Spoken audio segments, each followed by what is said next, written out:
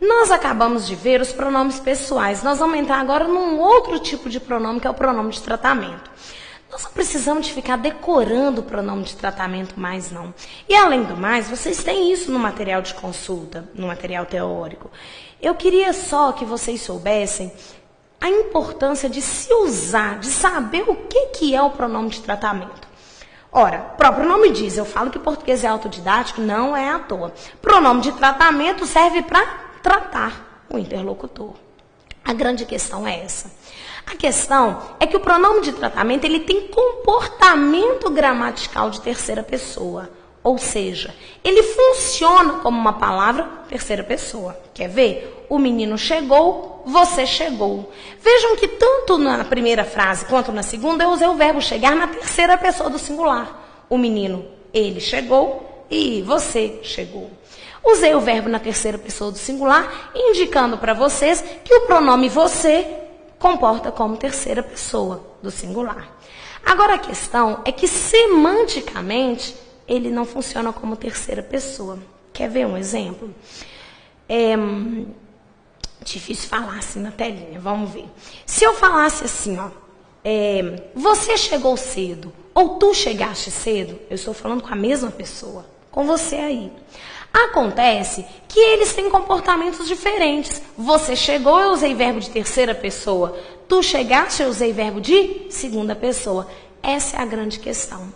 O conceito de pronome de tratamento é o seguinte, ele é usado para tratar o interlocutor. Lembra que numa situação de discurso, eu tenho aquele que fala, que é o locutor, aquele com quem se fala, que é o interlocutor, você aí, ó, que recebe a informação, e nós temos o assunto. O pronome de tratamento serve para tratar você, o meu interlocutor, aquele com quem eu falo. Serve para tratar de forma mais cerimoniosa, com mais respeito, ou de uma forma mais íntima.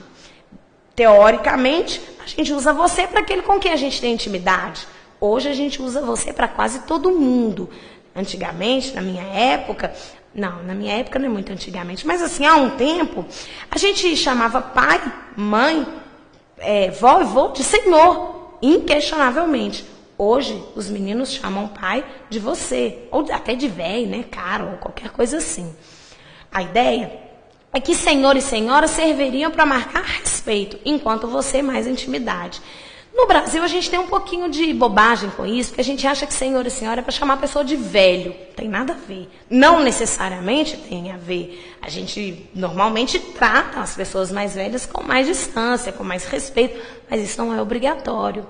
Se eu estou aqui numa posição e tem um aluno meu que não tem intimidade comigo e é muito mais velho do que eu, ele pode me chamar de senhora para indicar respeito, distância, cerimônia.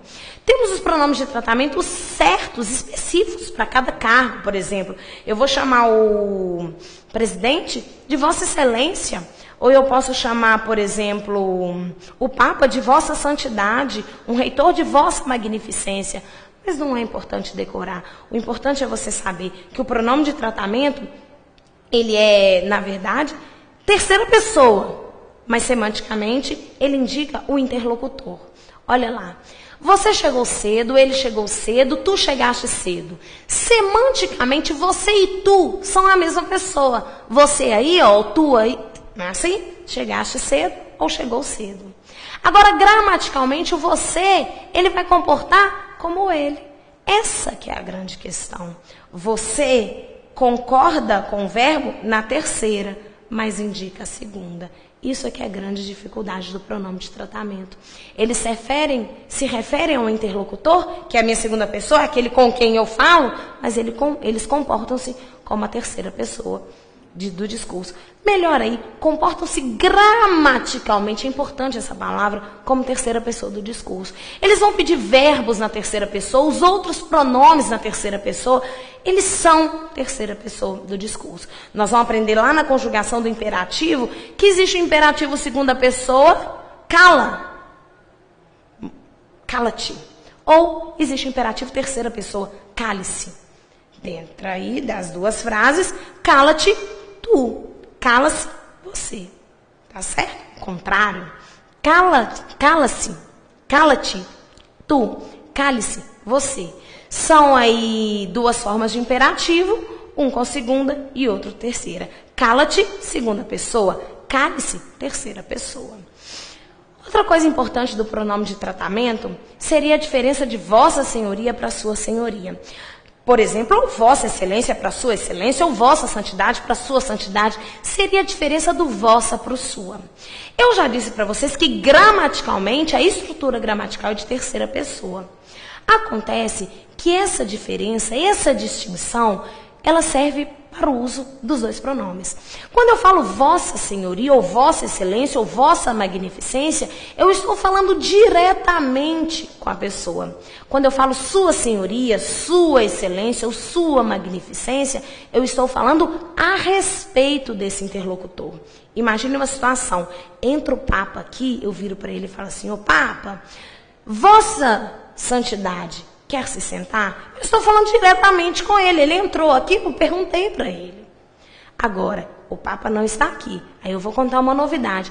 A sua santidade, o Papa João Paulo, etc. e tal, morreu.